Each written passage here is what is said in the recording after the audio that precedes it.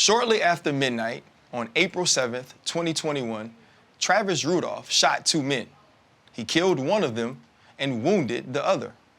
Simply stated that way, it seems like an open and shut case. But nah, not really. Early on that night, Rudolph and then-girlfriend Dominique Jones got into a physical altercation over another woman. Things got heated when Jones threw Travis Rudolph's PlayStation 4 and hit him in the head with a tequila bottle. Now, Jones was visibly upset, and so she texted her brother Keyshawn, and the text message simply read, "Shoot up his shit." So Keyshawn showed up to Travis Rudolph's house with three other men, Sebastian Jean Jock, Chris Lowe, and Tyler Robinson. Allegedly, the men pulled up, and I quote, on demon time, and a fight quickly ensued. Rudolph, who later stated that he feared for his life and the life of his brother Darryl, fired 39 rounds into a black Cadillac as the four men attempted to flee, killing Jean Jock and wounding Tyler Robinson. Rudolph said that the act was all self-defense. He attempted to use the stand your ground law, but Judge Jeffrey Gillen stated that the men were in retreat when the shots were fired. So now he faced one count of first-degree murder and 3 counts of first-degree attempted murder. After hearing testimonies that included crime scene investigators and Palm Beach County's lead detective, Travis Rudolph was found not guilty on all 4 charges.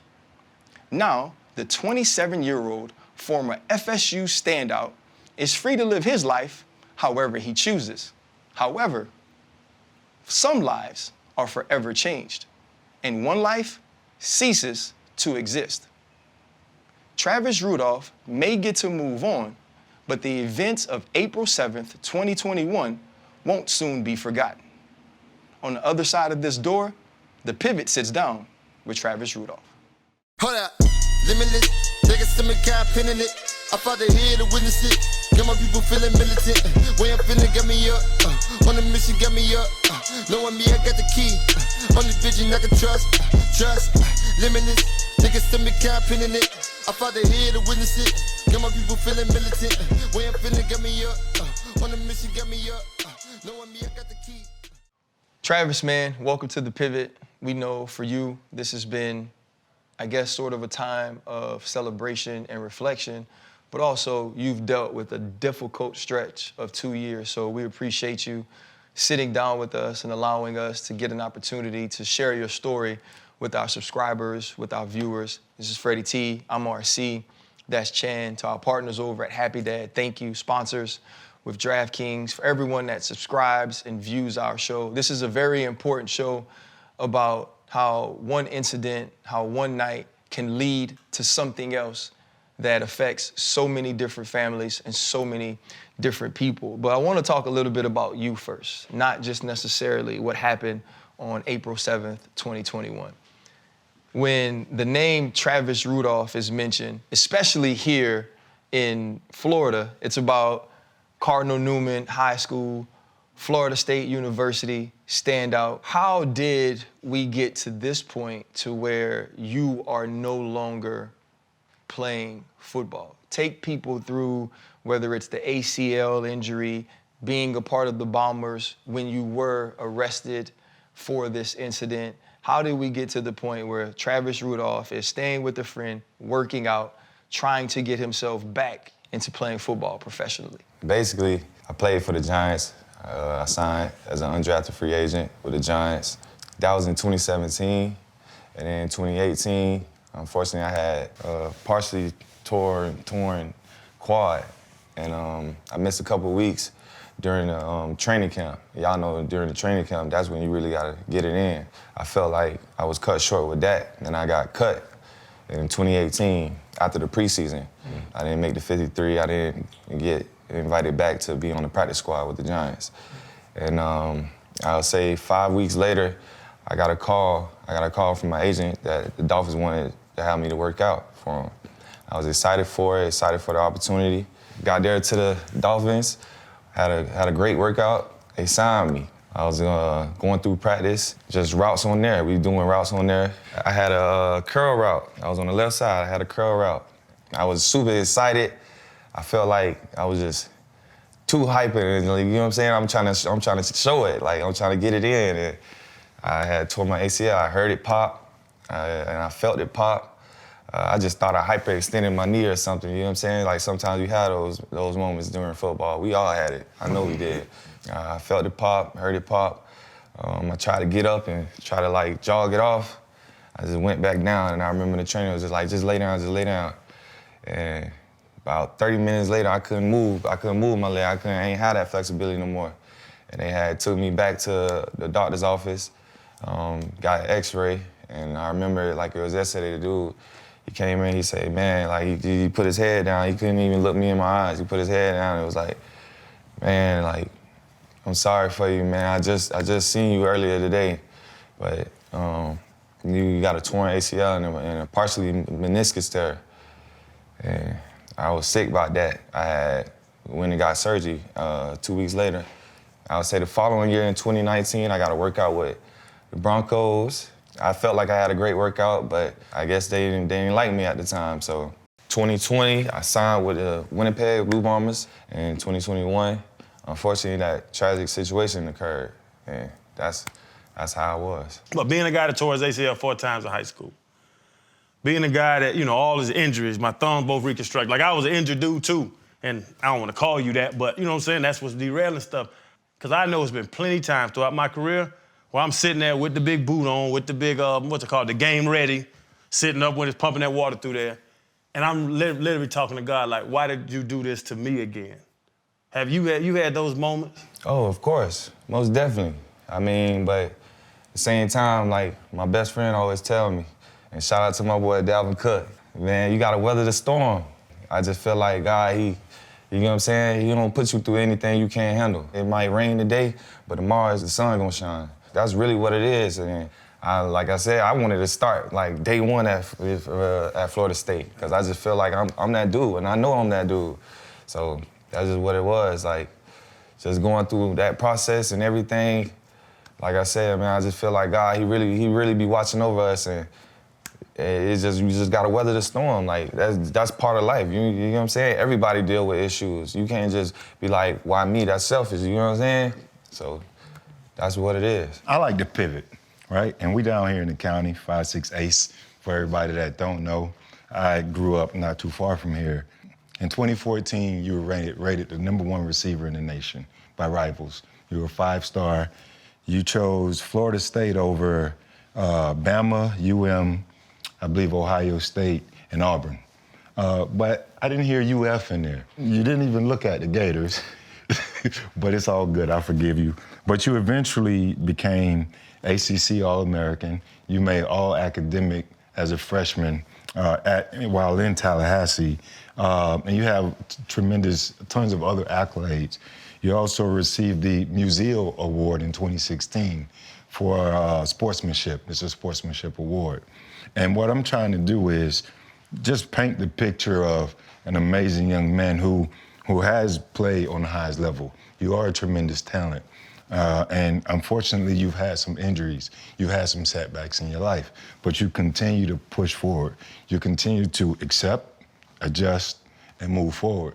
And that's what the pivot is. And that's our mantra here, with our podcast. I want to ask you, in 2017, as you got ready to go on and live on your dream of being drafted into the NFL, you lost your dad. He was shot while working by a coworker.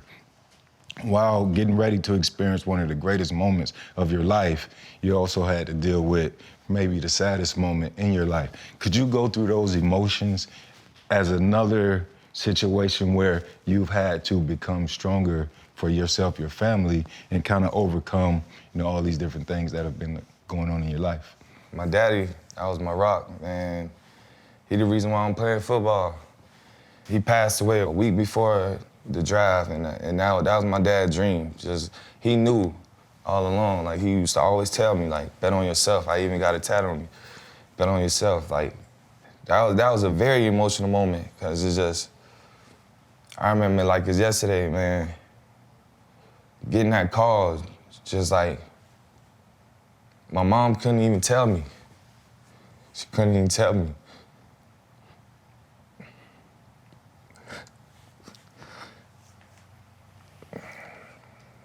Couldn't even tell me.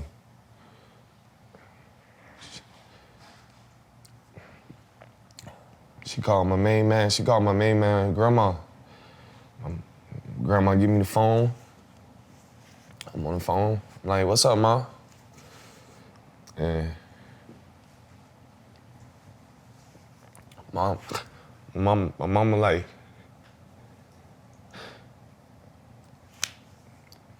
It's all right, bro. let me talk to Dalvin. I get a phone on the phone.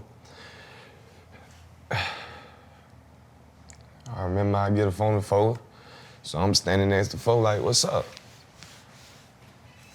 Phone listening, and his whole body language, everything changed.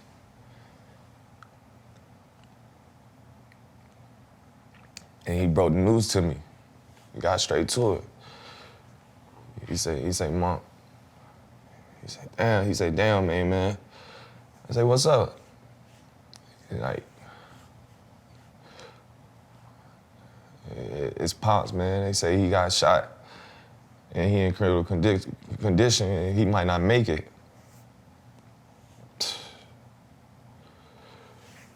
We was actually supposed to be doing a count.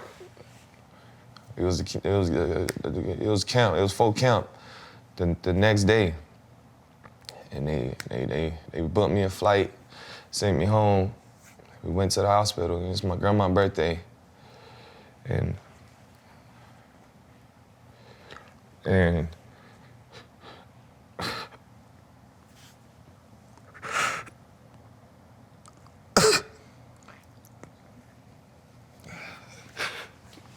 Do we have any tissue or anything?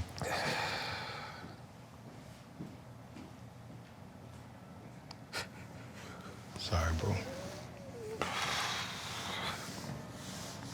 Good, bro.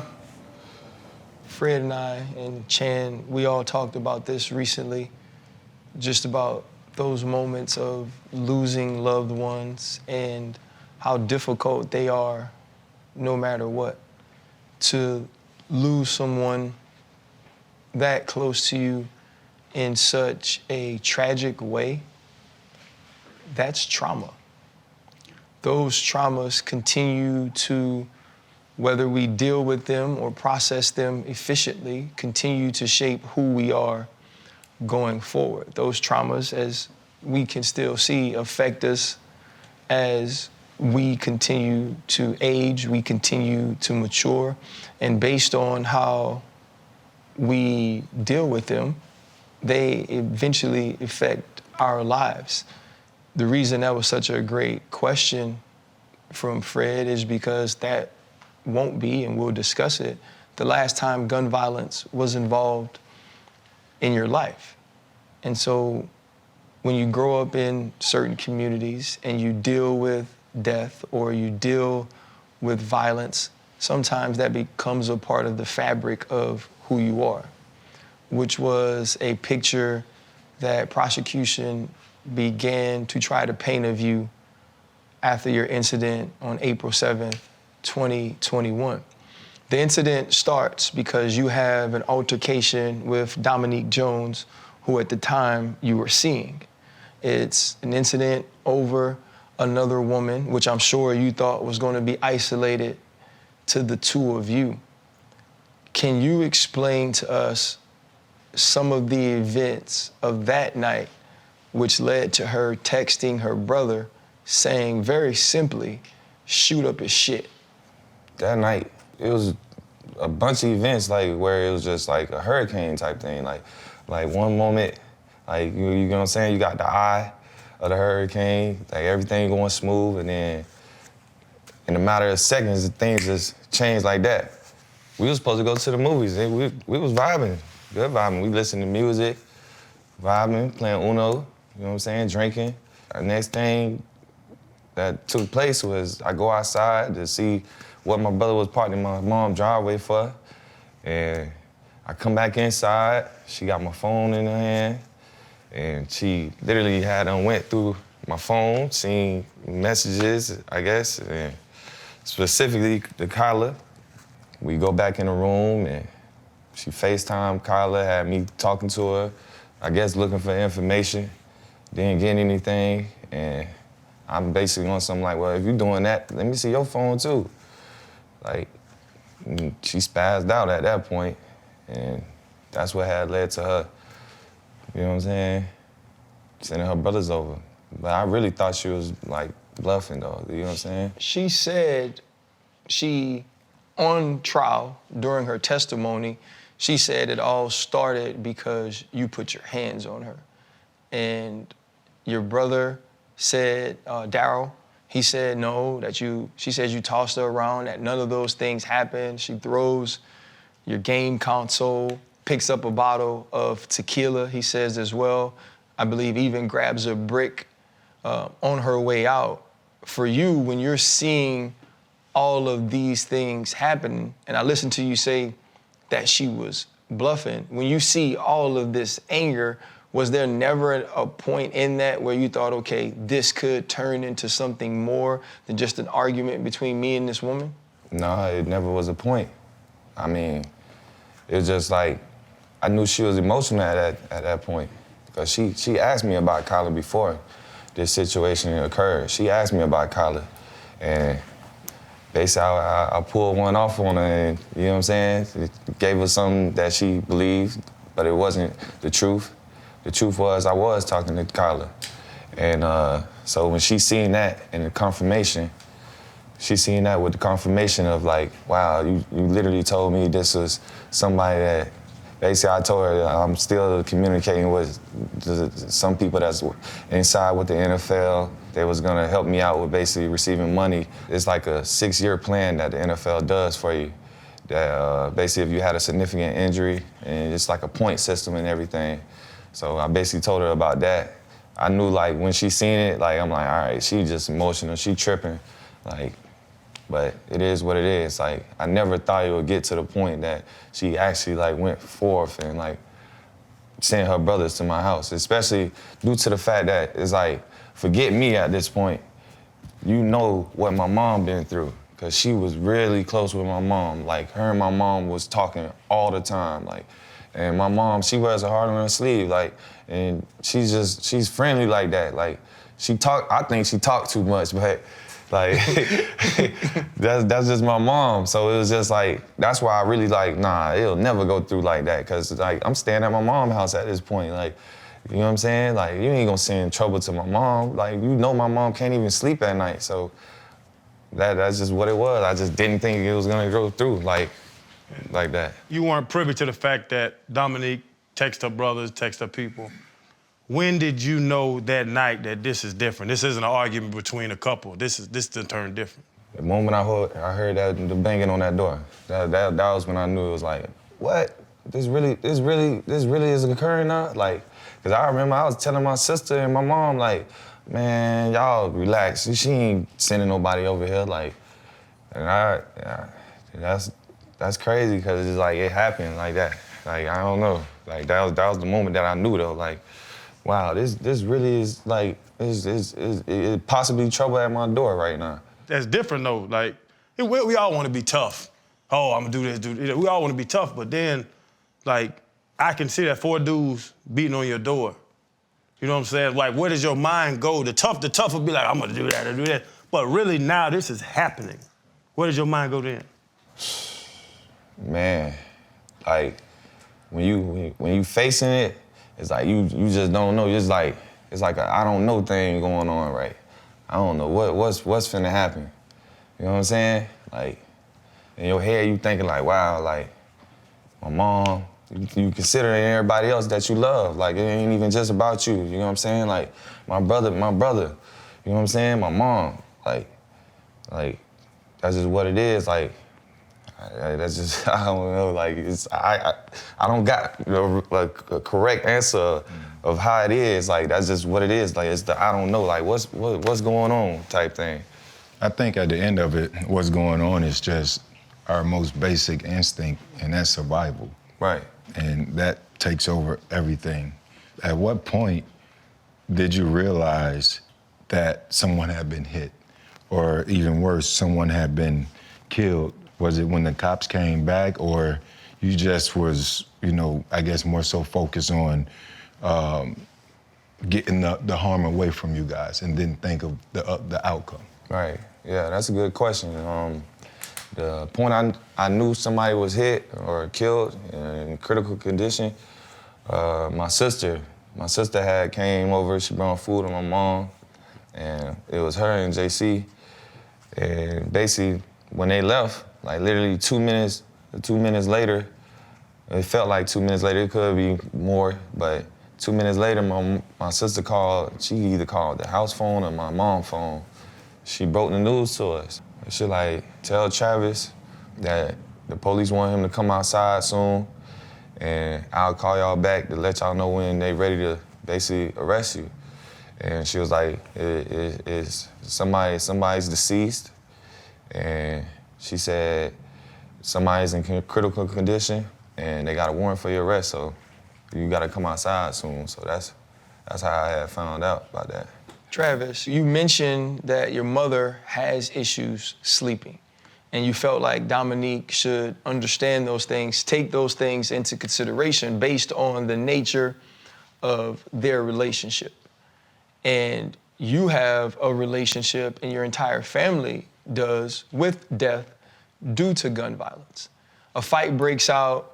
It is, and Fred even talking about survival, Channing asking you what's going through your head. That's truly the definition of fight or flight. It's either we can run and we can retreat and I can try to keep everybody safe, or I can go out here and defend myself and defend my home. And you decided to protect your family by defending yourself and defending your home. At what point was the decision made to grab the gun, and then what, with no word to find better, with no pun intended, what triggered you firing 39 rounds at the Cadillac as they were in the car? The moment I decided to grab my gun was when I seen one of those guys pull out his firearm. And I just know, like you said, it's survival mode. So I just know my fist, it cannot defeat this gun. That's just impossible, physically. So as far as me shooting 39 times, I didn't even know I shot that many times, but when you in that moment and it's adrenaline going on, you're not thinking about how many times you shot, you're just trying to eliminate the threat. And that's what I felt like I had to do. And I know I made the right decision because I'm here and I'm a living testimony of I protected me and my brother's life. And I don't shoot those 39 times or retreat, who knows? And I really feel like me and my brother would have been dead, and possibly my mom. That's just what it was. And we've all watched it. It was on TV. You're a big name in a murder trial. There was a fight before that. Right.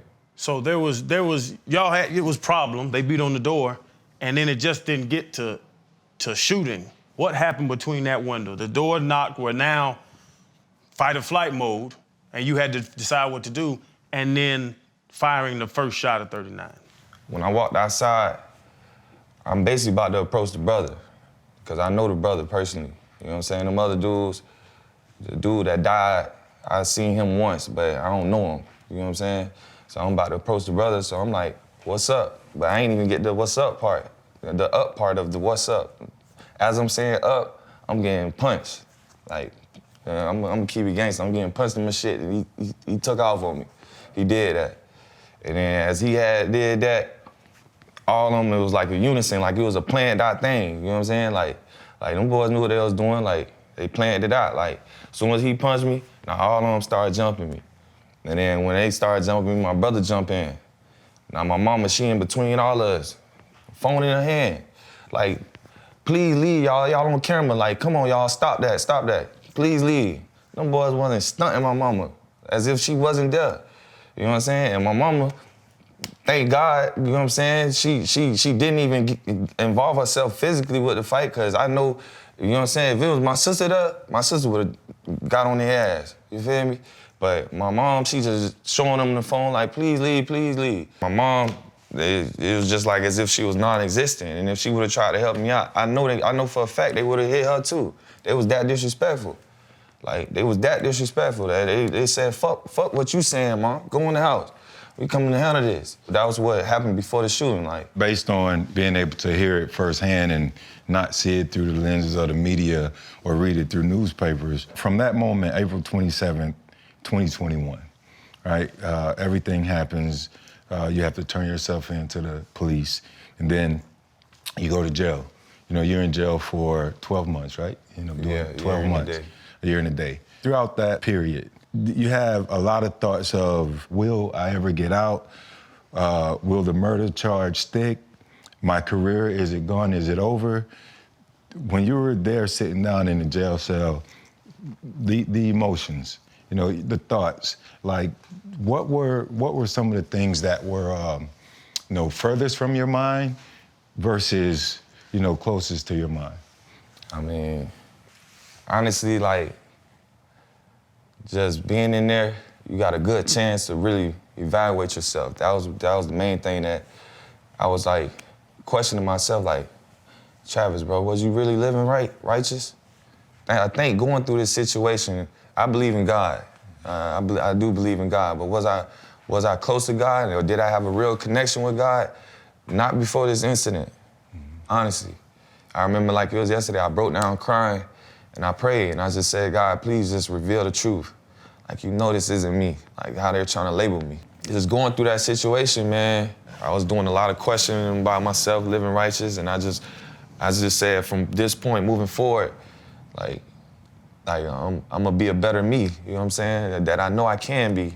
This situation don't define me at all. Like, I got so many goals and aspirations, so that's just what it is, like. Why would Dominique, well, we know she texts her brothers and his friends to come shoot your shit up. But why would she, after everything goes down, you're in jail, why would she, allegedly she text, you know, or she tweeted and posted on her social media, give him the death chair. She tagged the NFL, she tagged the Winnipeg Bombers.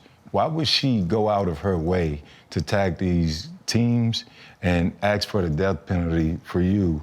I mean, how emotionally scarred was she? Like, why would she do those things, if I can ask that? In my opinion, I felt like she was looking for clout, to be honest with you. Because it's like, you put this whole play in motion, and then things didn't turn out the way that you wanted it to turn out, and then the first thing you do is to go try to paint this narrative picture on social media, knowing that you put it in motion. Like, that's just what it is. I felt like she was looking for clout. Like, and she got it, obviously. Like, now you all over the nation. You nationwide. I have a question that's not necessarily about the story and the events of that night as much as it is about you. Me and Chan laugh all the time, you know. People consider themselves tough guys. Like, I'll fight. Like, I have no issues with that. You know what I mean? I feel like sometimes people get disrespectful, and disrespectful people deserve to be slapped in the face. Like, I understand that mode of thinking. I do not in any way understand what it feels like to want to, attempt to, or to take someone's life, whether in self-defense or just in an act of me deciding to do so. And so for you, this started with Fred's great question about your father. It started with you getting that phone call, for having to get on the phone for you because your mom can't even tell you. You've been through that moment. Now you're on the other end of the gun as somebody else is getting that phone call, as somebody else is having it explained to them, right, why Sebastian Jean Jack will no longer draw breath. And you have to know from that night until your last day that you pulled the trigger. How have you been processing that part of this whole ordeal? Because I would have to think that taking someone's life doesn't just go away as a feeling inside you. Right. I mean, honestly, I'm at peace with everything. And I even prayed on Sebastian. I prayed on Sebastian and his family. And I just, like I'm at peace with it all. Like, it's an unfortunate situation. Like, I mean, to this day, it's like a blur to me. Like I never thought in a million years that I would ever have to kill anyone. Like, I never did. So like just as far as that, like I said, I prayed on Sebastian, I prayed on his family, like for his mother, and it broke me down, like honestly, like I probably looked like I didn't have any emotion, but I had my times where I had to look at his mom like damn, Mom, like, and I wanted to tell her like I'm sorry, you know what I'm saying? But it's just the circumstances of the situation, you know what I'm saying? So, like I said, like, you know what I'm saying? My condolences to Sebastian's family and his loved ones and his friends. Like, my condolences, but like I said, I'm at peace. I thought what Fred asked was profound in the sense of, and difficult for you to answer, right? You can't put yourself in the mindset of a woman who placed a call or sent a message to have you harmed, your family harmed, and put you in that position. You can't put yourself in that mindset. You can't put yourself in the mindset of a woman that, even knowing her actions triggered everything that ensued that night, that now wants to gain clout, as you said, from continuing to throw dirt on your name. You can't control her getting on the stand and saying things about you in hopes that you spent your life in prison. You can't change or put yourself in any of those mindsets.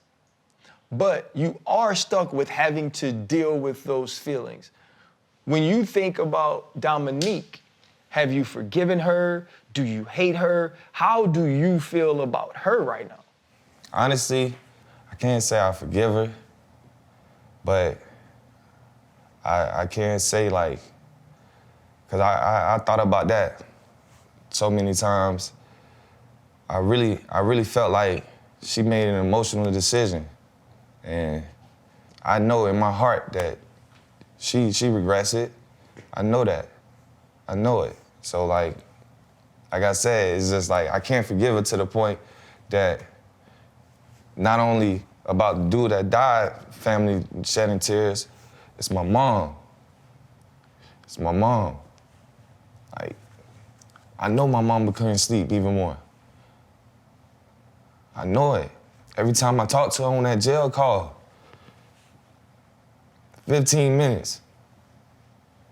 I know it. First time even seeing her a year, being in a year, first time even seeing her, video calls, you know what I'm saying? So it's just like, with Dominique, it's like I don't forgive her, but I prayed on that too, like I'm at peace, you know what I'm saying? I know she made an emotional decision. That's just what it was. I got in trouble, nothing to this level, but even sitting in jail for 2 days, you think about everything. You did a year and a day, then went straight to house arrest. Is that correct? That's correct. Helpless and hopeless are the two things pop in my mind thinking about that journey.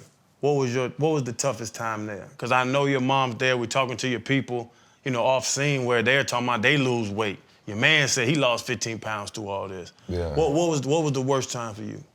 Worst time for me was 2 days before Thanksgiving.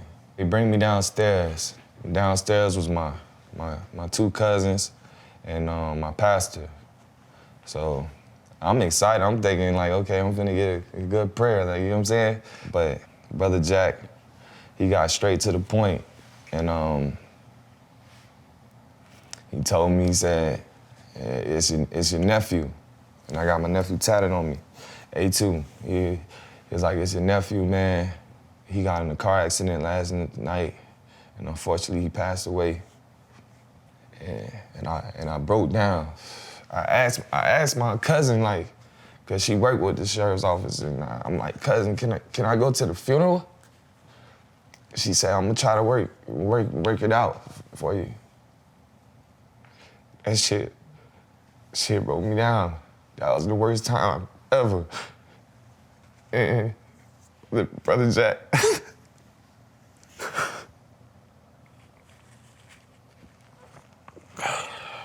Brother Jack called my sister.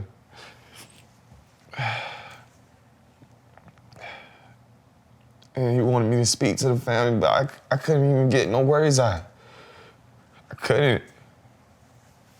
That was the worst time for me.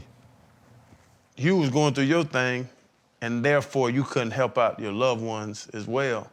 And in your mind, what I did, like, I should not be in here. I should be able to help my people.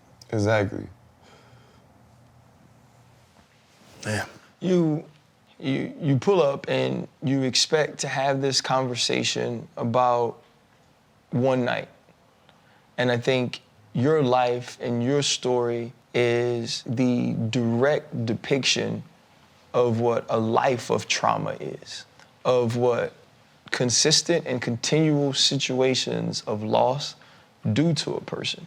The trauma of that night seems like some of the least of the things that you had to actually go through.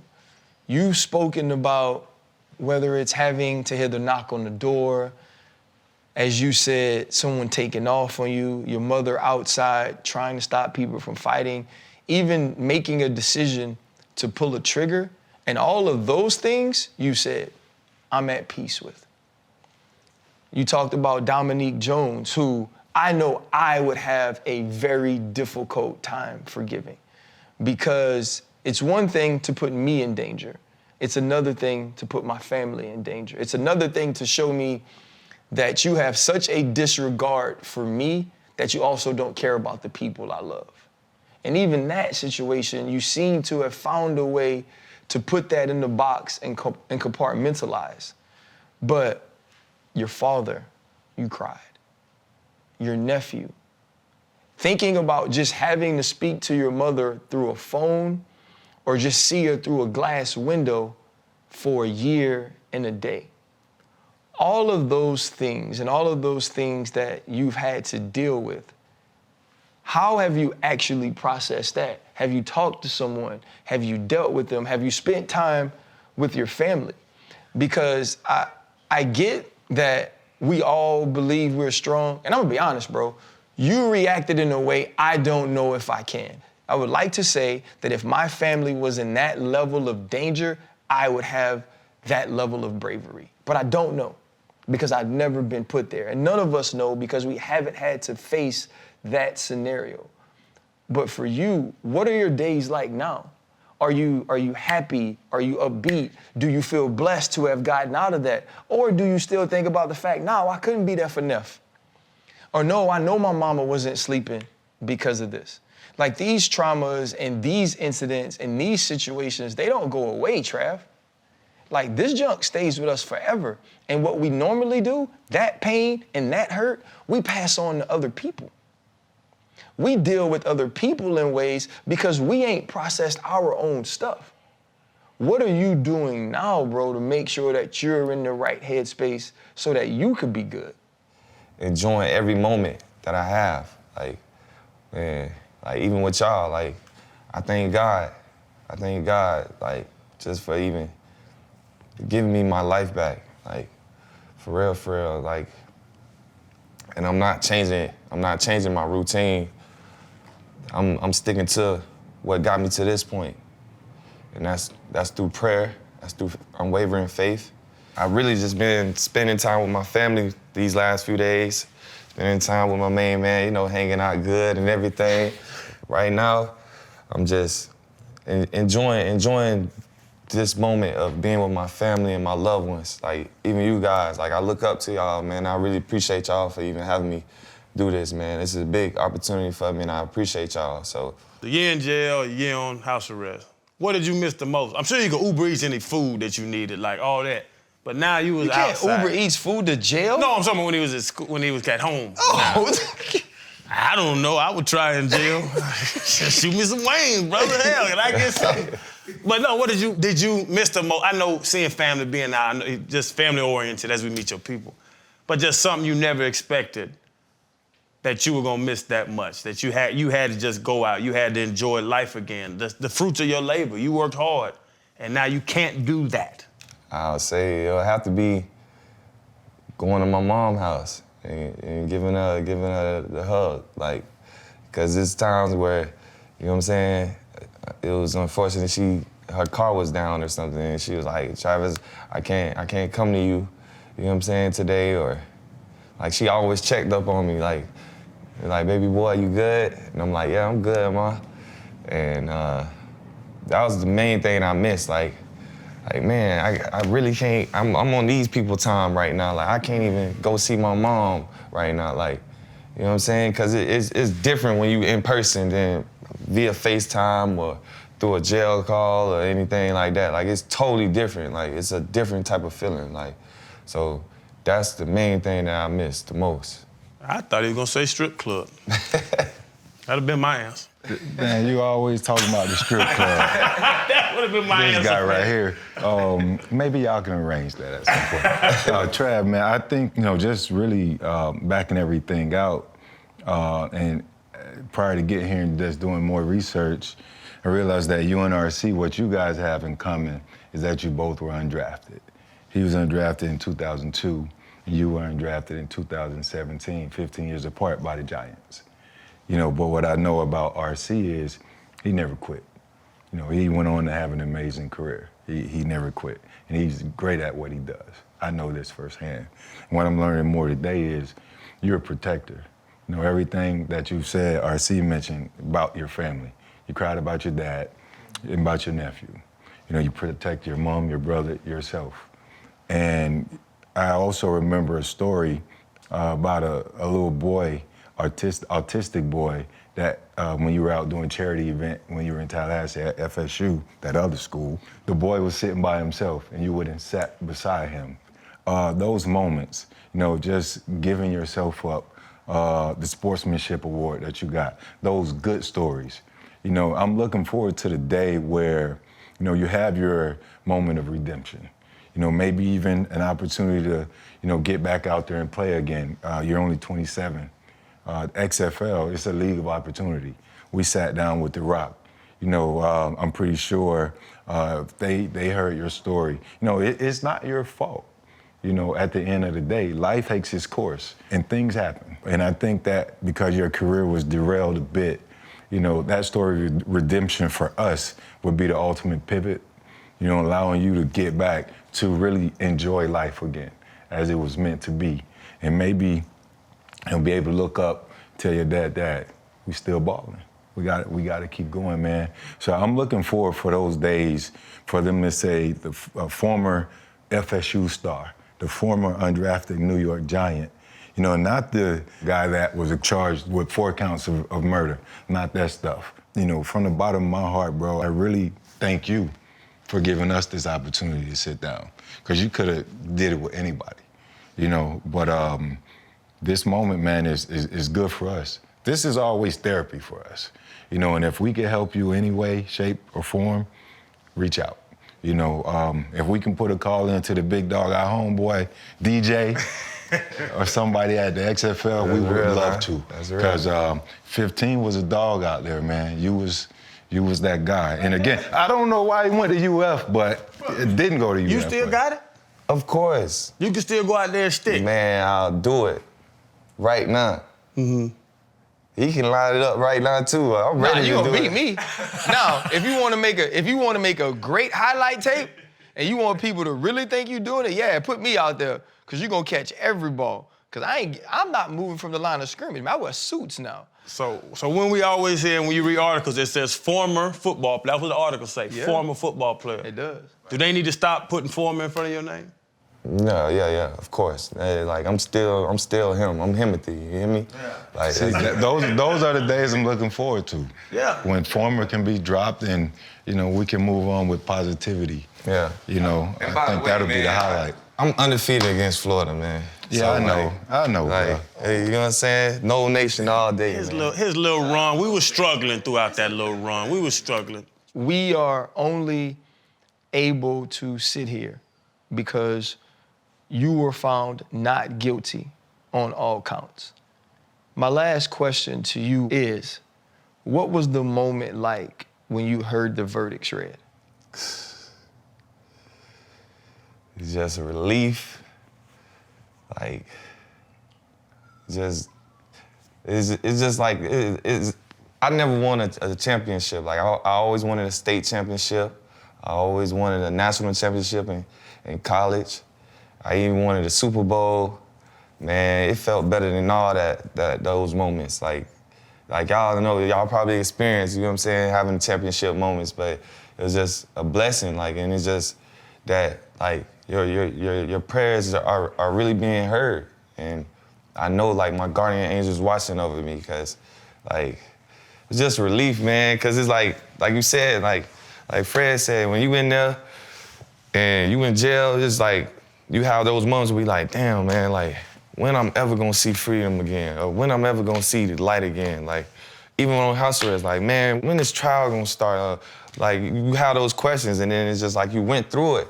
I wear it on my shoulders, like, it built character in me. Like, that's just what it was. So just hearing those, the not guilty, not guilty, not guilty, not guilty, oh, man. Y'all don't even know. I wanted to dance in there, but they told me, you know what I'm saying, control my emotions and everything. So I had to, like, keep my poker face on and everything. But yeah, that's really what the feeling was. To be clear, I'm the only one that knows what a Super Bowl feels like, though. Just to be very very clear. But Trav, man. I want to tell him this, since he threw that shot at my Gators. I got one national championship. It was a 52-20 blowout against your Seminoles, but you were only 1 year old then. So you get a pass. Okay. You get a pass. And I also want to take the moment on behalf of Chan, RC, and the whole Pivot crew to thank Johnny Coleman and his wife Tyranny for extending the hospitality, allow us to do this at their home. But more importantly, man, I want to thank you, for being courageous, for being a provider. And doing what you have to do to take care of your family. And in no way, shape, or form am I condoning any form of gun violence. But when it comes to laws, especially the laws we have here in the state of Florida, and just being in those moments, you took care of your family. And, that's what it came to, And, my condolences go out to everyone else that was involved. But I do want to thank you for being in a good headspace, and hopefully you can get your career back on track.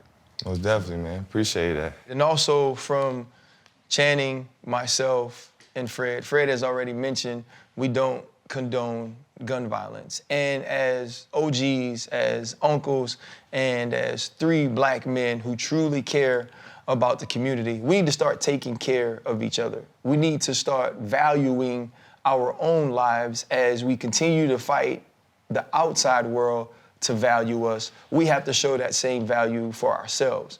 To the John Jock family who lost Sebastian, we send our condolences. To Tyler Robinson, who was also wounded. We understand that those families are also going through things. We are not celebrating their injuries. We are certainly not celebrating death. What we're doing is giving a young man an opportunity to tell a story that we believe can help others going forward, but also gives him a chance to tell you and show you who he truly is as a man, because he's far more than what the incidents of April 7th, 2021 show. This has been The Pivot. Hold up, limitless, niggas to me got pin in it. I fought the head to witness it. Got my people feeling militant. Way I'm feeling got me up. On the mission got me up. Knowing me, I got the key. Only vision I can trust. Limitless, niggas to me got pin in it. I fought the head to witness it. Got my people feeling militant. Way I'm feeling got me up. On the mission got me up.